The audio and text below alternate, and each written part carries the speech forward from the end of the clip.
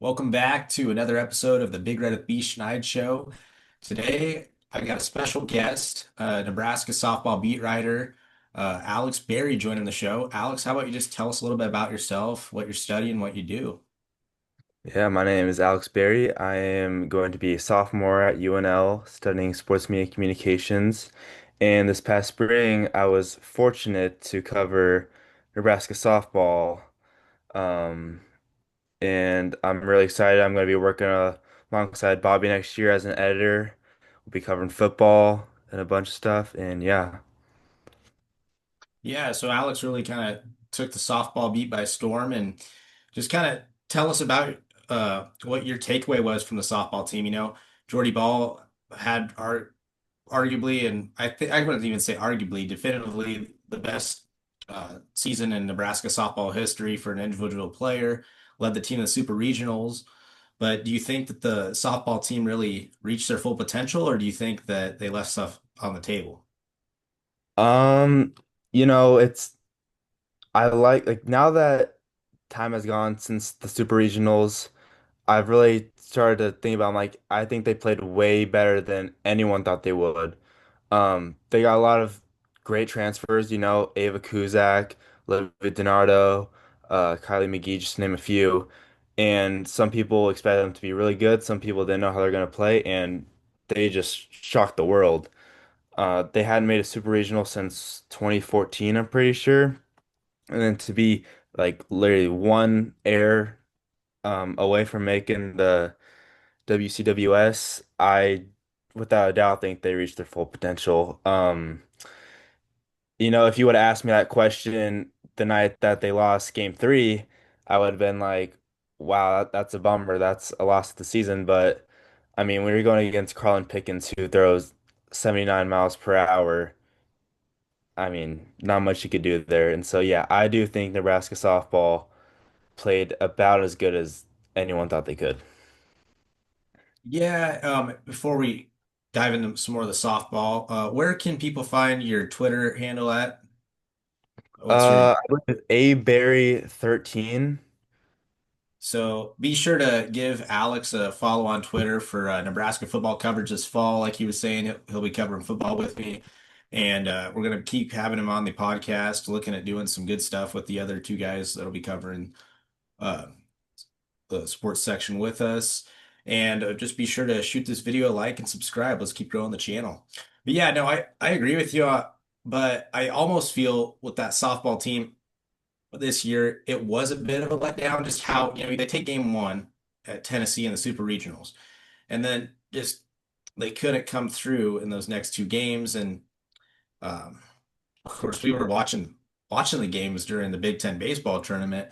Um, but I believe was it they had the lead in the Saturday game. What was it, a two-run lead? Or maybe I'm off. Um, I I could be wrong, but I think they only had the lead in game one when they won. Okay, Or maybe may yeah. no, they tied I it. wasn't They tied paying that as game. close of attention as you were because Yeah. you were obviously covering it. But yeah, I mean, looking ahead at the softball team going in the next year, they lose Kusek, I believe, and then Mm-mm. that's she comes back. Yeah, they only lost Oh, Breadwell, the catcher, which now we were going to talk about later. We got that transfer, so that'll be good. And then we lost Abby Squire, who was a captain, but she kind of floated in and out of the lineup. And then two bench players. And so they have a lot of great returners next year. But yes, continue on. yeah, and I mean, uh, so what was your takeaway from? I believe Jordy got named the player of the year from, I believe it was one organization, but Yeah. they gave I don't even know that, like, was it the AP Player of the Year to the Texas Tech pitcher? Yeah, I believe they did. And I mean that those three, I mean that's a pretty goated stack of players. You got Bree Ellis who has more power than anyone. You have Jordy Ball who's the best two-way in the game. Then you have Najee Kennedy, I believe is her name, who I mean dominated the mount or the circle all season and then even had her bat rolling a little bit. So I mean I do think Jordy got snubbed a little bit, especially when you win the Big Ten player of the year for pitching and hitting, but um, all three of those girls were deserving of the award for sure. Well, I think that was part of the problem with Nebraska softball. I mean, I think, yeah, from my takeaway, was that, they were an elite team, but when Jordy was off, the whole team was off. Oh, And sure. and you saw that go on for uh you saw that in the Big Ten tournament, in their loss to UCLA, and then you just kind of saw it towards the super regionals. And but I don't think that they asked. I mean, you play your best player. And I don't think there's anything wrong with having her play two-way when you go hit 23 home runs, I believe she had, and you still win 25 games or whatever it was on the mound. Yeah, and what kind of goes unnoticed, and it wasn't too many times, but when you look at like in Big Ten play, you have the 3 game series, right? Just like baseball does. And I was fortunate enough to be able to go and cover most of those games at Bullen.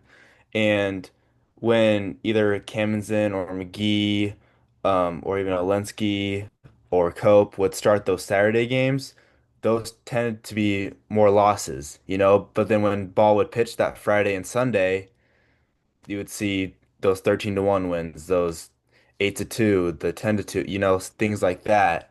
And not saying that we lost every Saturday game. We won a bunch. We swept a lot of series. Um, but that was a big thing. And then yeah, we saw in the Super Regionals, you know, that first game, Jordy at the leadoff spot when her bat's going, everyone's going. And then games 2 and 3 when she's going 1-4 or 0-4, we're only scratching 1 or 2 runs across the board, and that's mostly because of Hannah Kamenzen, who's the second biggest bat of the lineup, you know? So, Yeah, and we kind of mentioned it earlier, the UNLV catcher transfer. I mean, second team All Mountain West.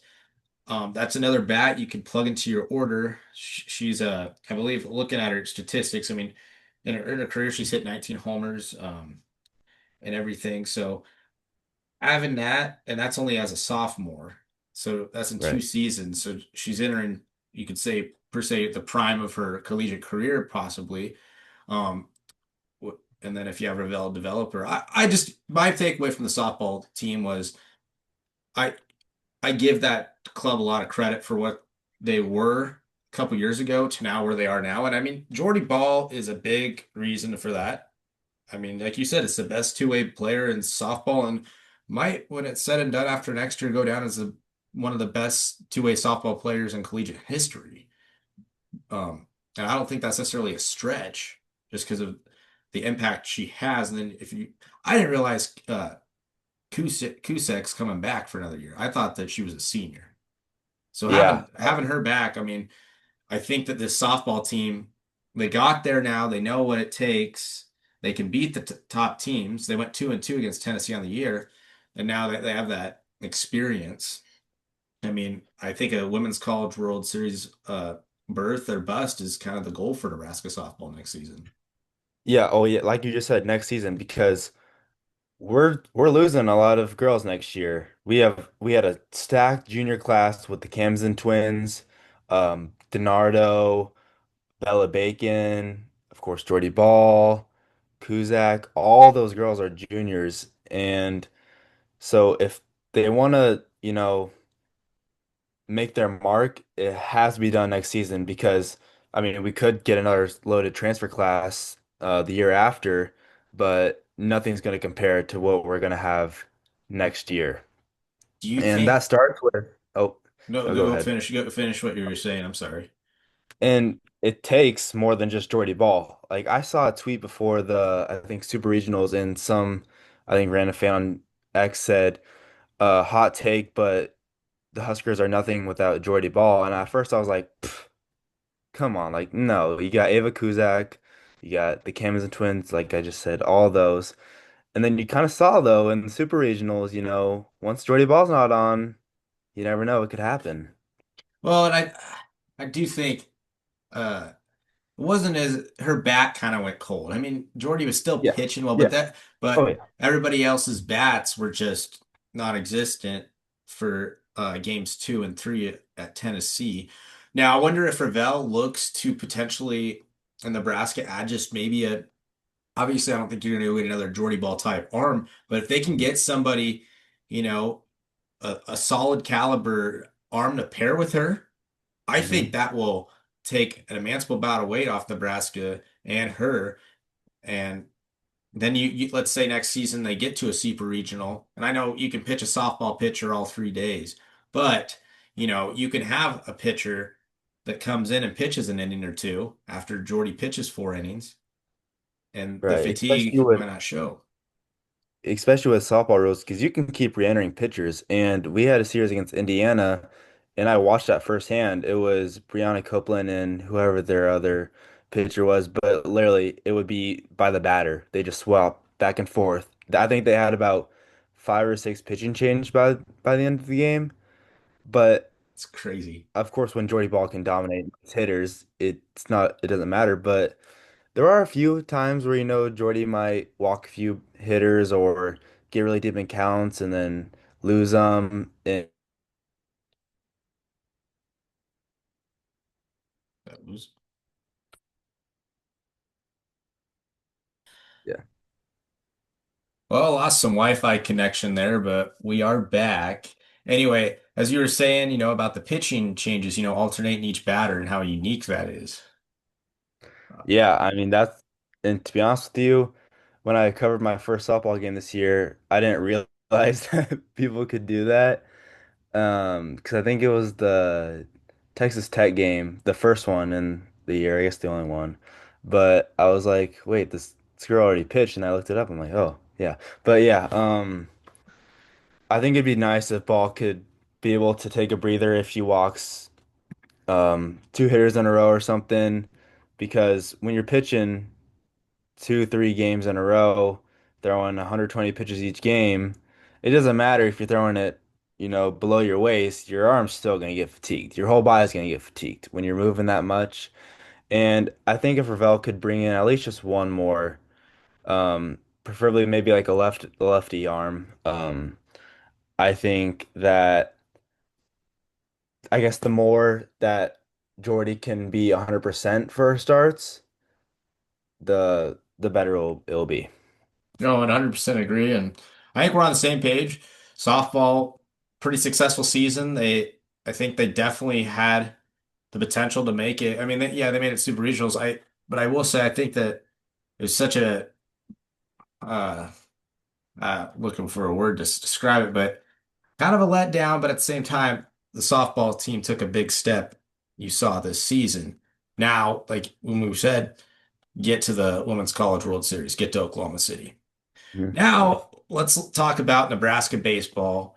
The up and down from being garbage to Big Ten tournament champions again to then getting crushed in the regionals in Chapel Hill. You know, you followed the soft or baseball team. What was your biggest takeaway from the 2025 Huskers?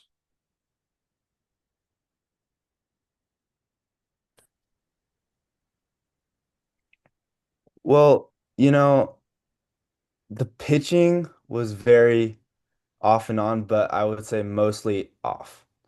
Um, I think going in, the expectation was that we were going to have the top pitching staff in the Big Ten, and I definitely think we could have. There was no reason why we couldn't. We had some pretty electric arms. I don't know if hitters just got to them, if they just didn't perform like we were expecting. Because I mean, I think overall our hitting was okay. I mean, I think it could have gotten the job done in a few games, but um, it was kind of hard sometimes to get until the Big Ten tournament to get 5 or more innings out of our 3 starters. And then you got McConaughey who goes down in the first 2 weeks or whatever it was. And then now we're um, trying to find a third arm, which of course we did with Brockett. And then Will Walsh did his thing. And then Tugger Timmon came in later. Then, of course, Ty Horn. But yeah, I think pitching was kind of just a surprise to everyone.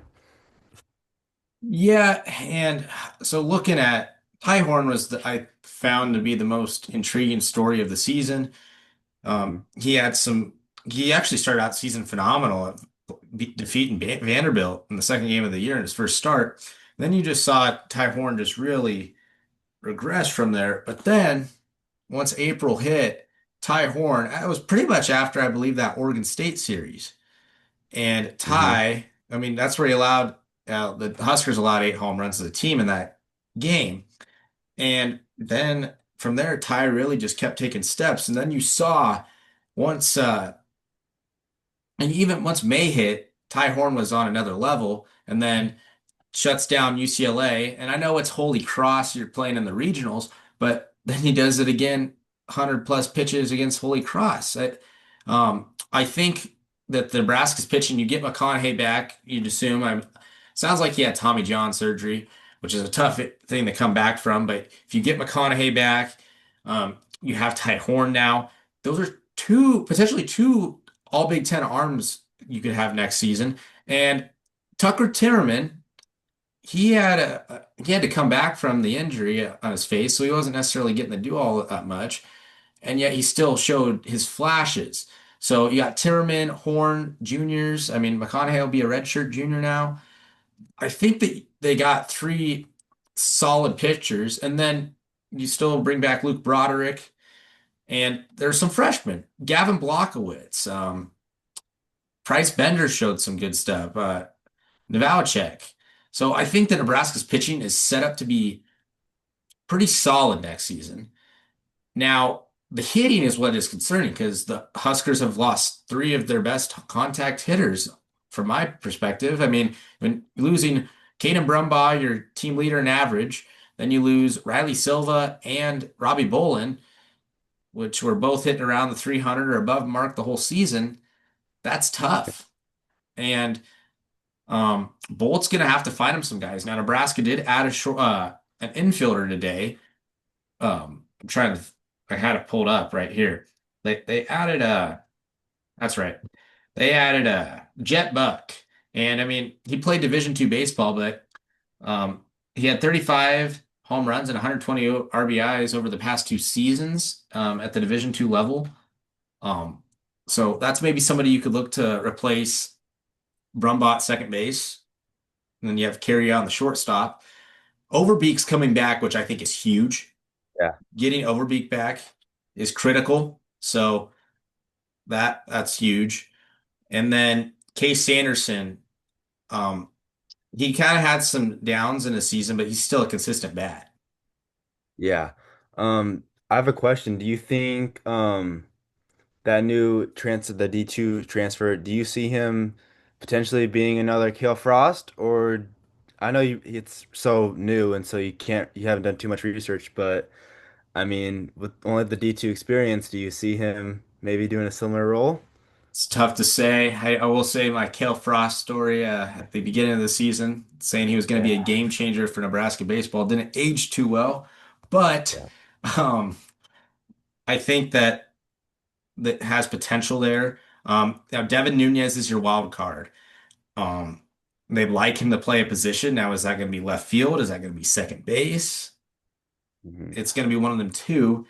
Um, he was just a true freshman, but his bat's going to have to be in the lineup this next season. Yeah. But you look at Nebraska's outfield, they're going to have to totally revamp that. You lose Gabe Swanson. Now, Kale Frost didn't work out, but he was an outfielder. He's gone. Silva, Bolin.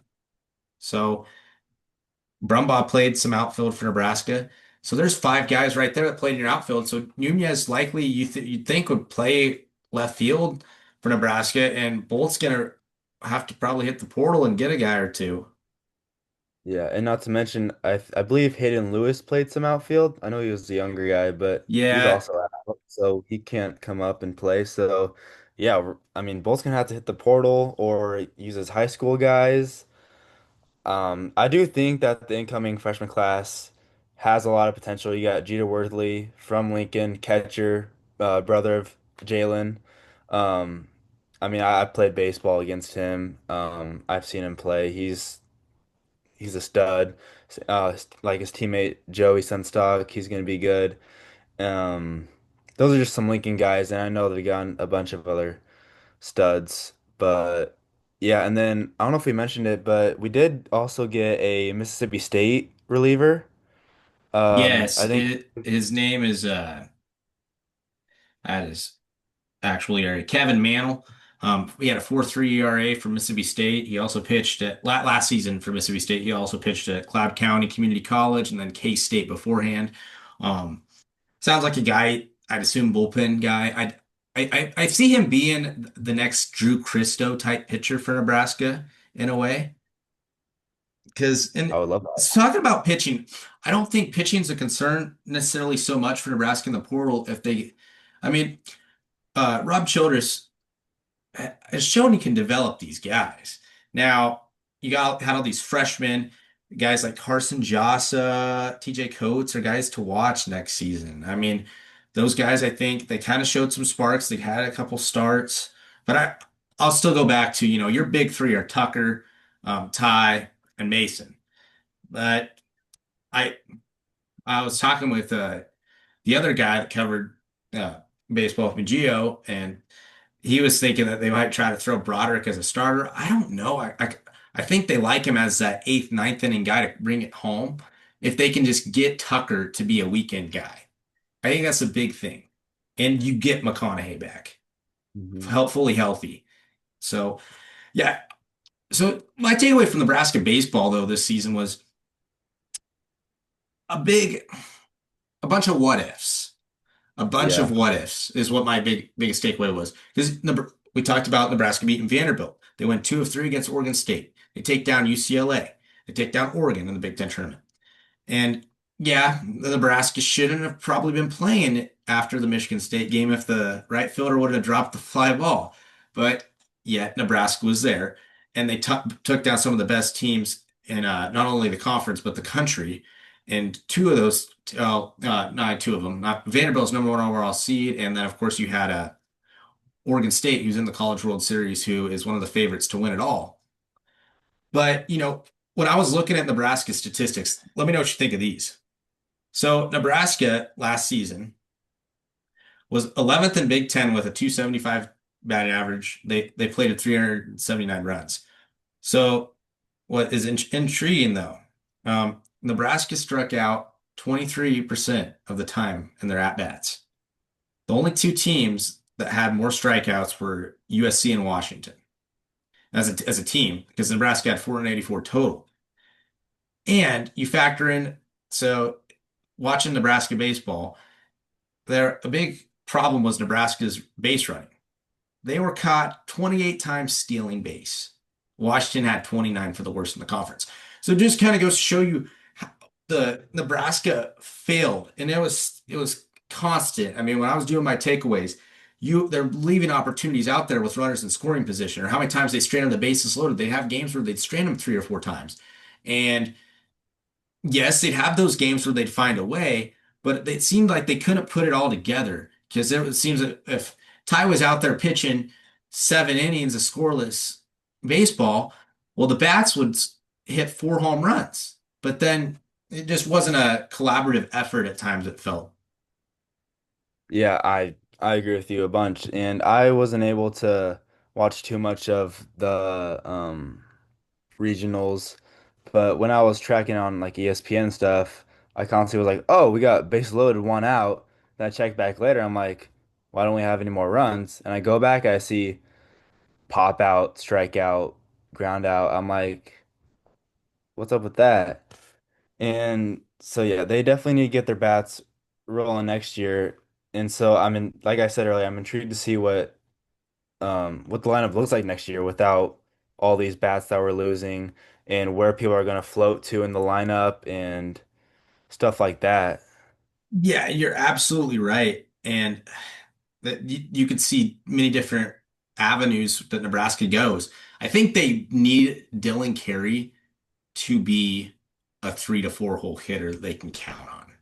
There's sparks of him, and he has normally a solid average, but they need Dylan Carey to be Dylan Carey. And they need Josh Overbeek to be hot the whole season. They need late April, early May Josh Overbeek the whole Hmm. season. I think those are keys for Nebraska. And it killed them in a lot of ways with Gabe Swanson this year. I mean, he didn't even play for nearly a month because he was so cold at the plate. Then he gets hot, and they got to have their guys that they're expected to rely on come through. And you wrote a good story about this guy. Will Jeski's a wild card at the he was hitting the ball pretty solid this season. He had some clutch hits. Um, he made the transition to catcher. That's a guy, probably going to be the main catcher for Nebraska this next season. And with all due respect, Kogan Glisso actually came on towards the tournament and the regionals, but wasn't. I mean, he was a constant 190 average the whole season, so they need to get some production out of the catcher spot. I think the biggest thing to look for is what is Nebraska going to do to replace its outfielders? Oh, for sure. I mean, if I were to look through the depth chart, I bet I would see maybe two familiar faces or names, if that. But another thing I wanted to know is, of course, when we live in Nebraska, it's harder to recruit. But UCLA, I'm pretty sure they said that their whole lineup was pretty much freshmen and sophomores. So that kind of speaks depth on how a program can develop their players to be so good. I mean, UCLA is in the College World Series right now with underclassmen. These are kids that are my age. I'm 19, and they're going up against these SEC schools who have, Liam Doyle, who UCLA will probably, if they face them, will probably end up hitting them pretty well because their coaching staff is able to develop them so much. And I think Childress and Bolt are able to do that. But when they're not able to keep these guys in, and I don't know if there's something behind the scenes that went on while everyone's transferring or what happened, but they need to find some guys that are willing to take a year or two to develop and get to the spot. Um, you know, some other sources have kind of pointed this out, and it is true. Nebraska's NIL for baseball is not near what and that's in the baseball NIL is not the same as college football, but the SEC schools and such, and then the West Coast, they have a little more funds sent to baseball, and they have that avenue. Nebraska can't really host a home game until the end of March and there are still games where it was 40 degrees out when they're trying to play. So that I think is the biggest problem with Nebraska's recruiting. I've always been a proponent of saying, why not finish the baseball season at the end of July or early August? We live in an era where all the college students stay on campus. They're getting NIL. Well, some of them, the majority, are getting some sort of thing. They're there to play baseball. Why not have them play baseball when it's baseball weather? I mean, because it just gives the advantage to the other schools that are on the coast. And that's another thing. Nebraska plays good in May, and it's kind of Hmm. because they're getting that weather. Well, and that's people can say it however they want, but I don't know. Bunch of what ifs. I will say I give Will Bolt a lot of credit for getting his team to fight. I mean, they were on the verge of not making the Big Ten tournament. They get in, they find a way. I give him credit for that. Now, there were certain things, I don't know, if I had to give him a grade, I'd give him a B minus just because of how they found a way to get in. And winning the Big Ten tournament says something. But if they didn't do that, I would have given him a C minus. I mean, that's a whole letter grade right there. Um, but Yeah. I think that they have potential. They got some guys in this roster that really can lead them in the next year. But it's kind of now the matter of, okay, you're getting there. Now, can you build upon that? And Hmm.